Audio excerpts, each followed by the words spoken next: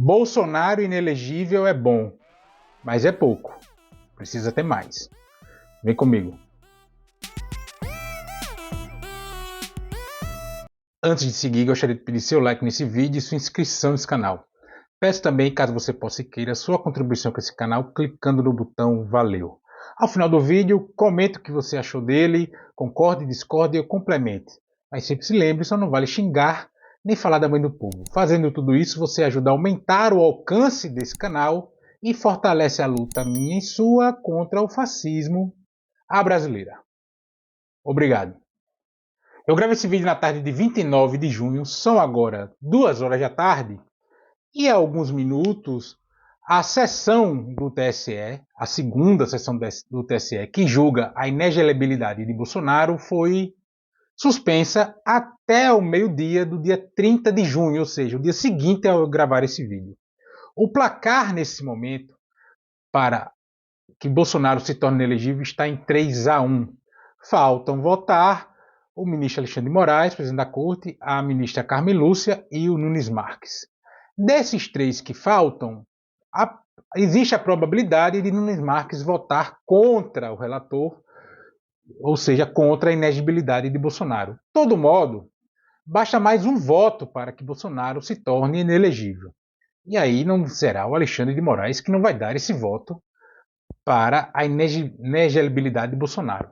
Eu fiz no vídeo anterior, o vídeo anterior a esse, eu comentei que Bolsonaro, os bolsonaristas, enfim, tentam usar a tática de vitimização, no mal comparando o caso dele com o caso de Lula na Lava Jato. Se você não assistiu, volta um vídeo depois que acabar esse e dá uma olhada lá.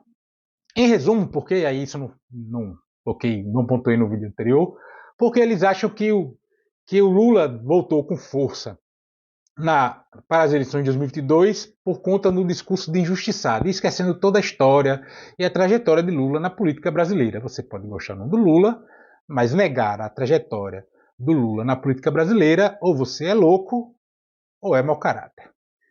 Mas voltando, por que eu iniciei esse vídeo dizendo que Bolsonaro inelegível é bom, mas é pouco? É muito bom. Você tira da chamada extrema-direita brasileira, que a gente tem chamado de bolsonarismo, apesar de não ter sido inventada por Bolsonaro, mas o nome é dado por conta dele, por ele ter sido o expoente dessa nova direita brasileira a chegar à presidência da República. Então você tira a persona que tem voto.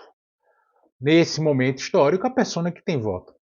Mas por que é pouco? Primeiro é pouco porque Bolsonaro precisa responder criminalmente pelos seus atos. E aí você tem, Bolsonaro responde por baixo a 25 investigações, ele tem um monte de processo, você tem fora os da pandemia, a questão da CPI da Covid, que levantou lá os crimes dele, enfim. Então Bolsonaro ele pode inclusive ser preso por conta dos processos que responde. E aí também seria muito bom que ele fosse preso. Uma parte do pouco da abertura do vídeo é por conta disso. Não basta Jair Bolsonaro estar inelegível. É preciso também que ele seja preso pelos crimes que cometeu durante sua passagem na presidência da República. A gente tem desde propina da vacina Covaxin, a gente tem a questão das joias sauditas, a gente tem um monte de situações, estoporando com cartão corporativo, etc. É o que eu estou olhando aqui, o site Poder 360, que de esquerda, de linha editorial progressista, não tem nada. E esse site, só esse site, ele lista 25 casos em que Bolsonaro é investigado, é réu, é acusado, etc. Você tem questão da pandemia, você tem vazamento de inquérito sigiloso, interferência na PF, apologia ao estupro com Maria do Rosário, a questão do 8 de janeiro, o caso das joias, milícias digitais. Você tem, e aqui o site lista que tem 10 casos de investigação contra Bolsonaro que ainda estão em primeira instância. Ele já não é mais presidente da República, não tem mais a prerrogativa de furo privilegiado. Mesmo assim, Bolsonaro inelegível e, sabe-se lá, preso, que não será agora, não será rápido, etc. Eu já falei várias vezes aqui no canal que eu, particularmente, tenho até minhas dúvidas sobre a prisão dele, mas impossível não é. É pouco. Bolsonaro inelegível é pouco. É bom, mas é pouco. Ele preso é bom, melhor que só inelegível, mas continua sendo pouco. porque a gente precisa derrotar a turma de Bolsonaro politicamente. A gente vai ter as eleições agora em 2024 e elas são um preâmbulo para, né, para as eleições de 2026. A gente está vendo aí esse Congresso Nacional extremamente conservador, né, não bolsonarista, mas conservador, porque muitos surfaram a onda do Bolsonaro nas eleições de 2022. A gente precisa derrotar essa turma em 2024 nas eleições municipais. E quando eu falo derrotar essa turma, é essencialmente aqueles que seriam os bolsonaristas de fato. A turma que ungiu Bolsonaro, a cabeça pensante por trás da candidatura Bolsonaro, muitas das quais usam coturno e batem continência, etc, etc, etc. Muitos desses vão passar ao largo de todo esse processo e vão continuar onde estão, caladinhos, etc. Também já fiz alguns vídeos aqui falando sobre isso, mas aí eu falo dos civis, dos políticos que a gente tem aí, dos novos políticos nas assembleias legislativas, nas câmaras municipais, alguns até prefeitos, que a gente precisa derrotar essa turma agora em 2024. Derrotar essa turma agora em 2024 significa dizer que, para as eleições de 2026, a extrema-direita brasileira, que se convencionou chamar de bolsonarista, vem enfraquecida para o pleito de 2026.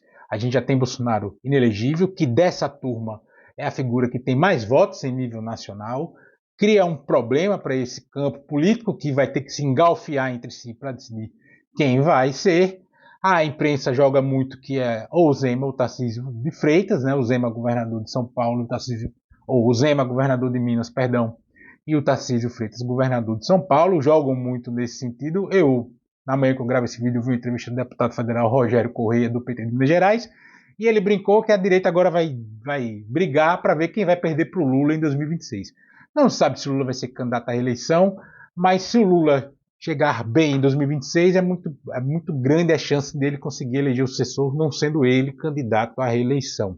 E é por isso que atua, por exemplo, o bolsonarista, sim, ou desse campo que se convém chamar bolsonarismo, o Campos Neto, no Banco Central. A cada pesquisa de avaliação do governo, o Lula melhora um pouco a sua avaliação do governo. A última Quest, que também eu pontuei no vídeo anterior, mostra que o Lula cresceu a avaliação positiva nas regiões brasileiras onde ele não venceu a eleição, no Sul, no Sudeste, Norte e Centro-Oeste, está unificado no levantamento da Quest essas duas regiões.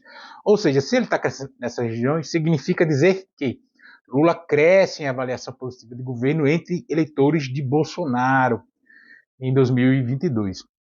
Ou seja, se Lula mantiver o seu índice de aprovação elevado, subindo, etc., é muito provável que a gente tenha muitos eleitores que mudem de voto, restando aqueles bem fascistoides mesmo votando com o Bolsonaro ou o candidato que levantar a bandeira de Bolsonaro em 2026. E aí a gente derrotando essa turma em 2024, a gente joga essa turma para 2026 com muito menos força. Inclusive os próximos 2 anos após as eleições municipais, muitos desses aí já vão baixar bastante a bola no exercício do seu mandato, porque já vão sentir na sua base que esse discurso, que provavelmente o elegeu em 2022 para o Congresso Nacional, não cola mais para 2026. Essa é a importância que as eleições municipais têm agora em 2024, além da importância de tirar Campos Neto do Banco Central, porque ele é um sabotador do país, um sabotador do Brasil, da República Brasileira, do povo brasileiro, mantendo esse juro em 13,75. Não há razão de ser, não tem inflação de demanda, na verdade a inflação está muito baixa e o dinheiro está muito caro e as pessoas não conseguem expandir seus negócios, a indústria não consegue investir, não tem crédito para ninguém e isso sufoca a economia brasileira. Mas com o tempo isso vai se resolver. O TCE praticamente já selou o destino eleitoral de Bolsonaro para os próximos 8 anos, ou seja, Bolsonaro inelegível até 2030, né, porque é a contar do pleito de 2022, mas é preciso mais do que isso. Não basta apenas Bolsonaro estar inelegível. É preciso que ele responda, inclusive, criminalmente pelos crimes que ele cometeu, e tudo isso dentro da lei, com devido processo legal, direito à ampla defesa, ao contraditório, que as provas estejam nos autos processuais, sim, como tem que ser o figurino, mas para além disso a gente precisa derrotar a extrema-direita em 2024, para que a gente consiga diminuí-los ainda mais na sociedade brasileira em 2026. E que o mandato presidencial a partir de 2026 tenha um Congresso menos conservador do que esse que está tendo agora, cujo governo consegue sobreviver aqui e acolá graças à habilidade política do Lula. Lula que tem, inclusive, feito o Arthur Lira de papa, né, comendo pelas beiradas, resistindo às investidas de Arthur Lira e fazendo, inclusive, ele ser questionado em algum momento. É evidente que isso ainda não é público, não está aparecendo, ter sua liderança questionada sobre seus liderados, porque ele era o cara que conseguia tudo assim, e agora não é mais assim. E as pessoas começam a questionar, mas o que está acontecendo? Você não está com essa bola toda, etc, etc. Mas essa questão em específico fica para outro vídeo ou para outro texto lá no meu blog de texto.